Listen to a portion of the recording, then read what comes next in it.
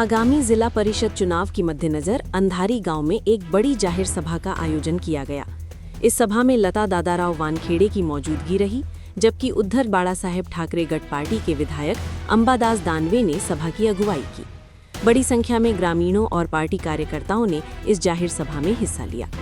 सभा को संबोधित करते हुए विधायक अंबादास दानवे ने जिला परिषद चुनाव के महत्व पर प्रकाश डाला।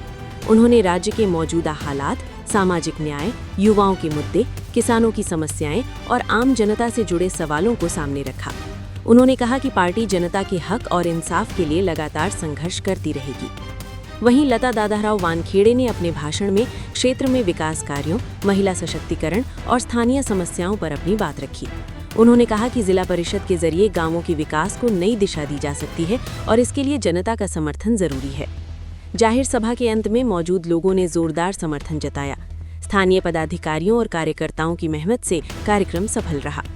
अंधारी से महाराष्ट्र अपडेटेड डिजिटल न्यूज के लिए जुबैर शेख की रिपोर्ट। घर बता दे, मी घरात उरले आणि तुमच्या ताकदीवर सभापती झालो। आता सांगा, मायबाप जनता हो, तुम्हाला मतदान द्यायचं तुम्हाला अधिकार आहे, नाही द्यायचं हे तुम्हाला अधिकार आहे। मी सभापती झाल्यानंतर मला माहिती होतं माझ्या आमदारीचं अडचण काय, कारण की पुढारी असला पाहिजे, पण त्याला त्या भागाची, त्या गावाची त्याला ती जाण असली पाहिजे। मी सर्वप्रथम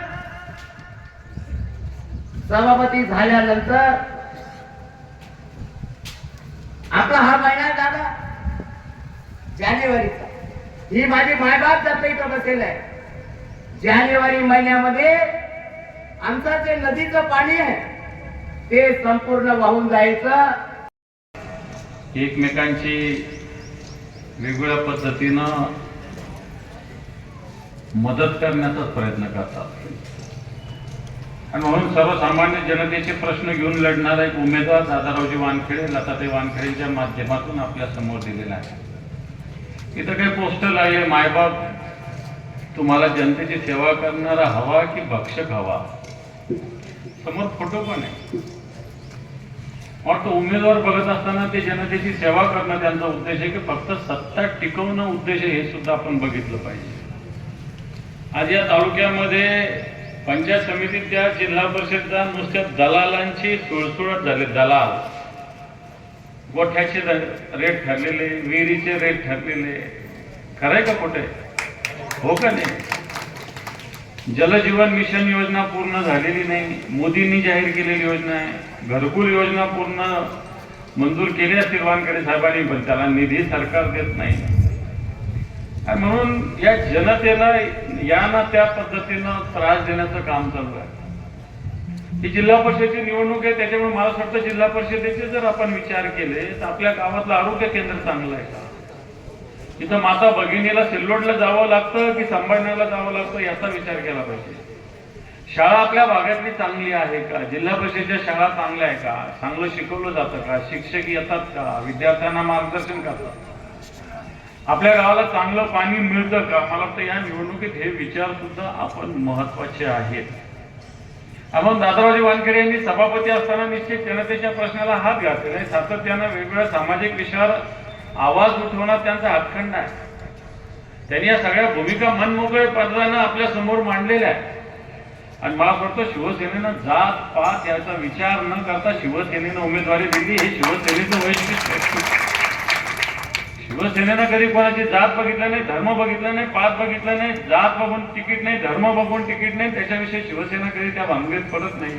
जो काम करणार आहे त्याला उमेदवारी, अशा पद्धतीनं शिवसेनेनं सातत्यानं भूमिका घेतलेली आहे आणि म्हणून मशाल चिन्ह घेऊन शिवसेना इथं उभी आहे लताताई वानखेडे यांच्या रूपाने। सर्वसामान्य माणसाला सोबत घेऊन चालणारा, सर्वांचा सन्मान करणारा, सर्वांच्या सुखादुखात आजारात्री हजर राहणारा अशा पद्धतीनं उमेदवार आहे। कोणाच्या मागे शेपूट धरून फिरणारा नाही।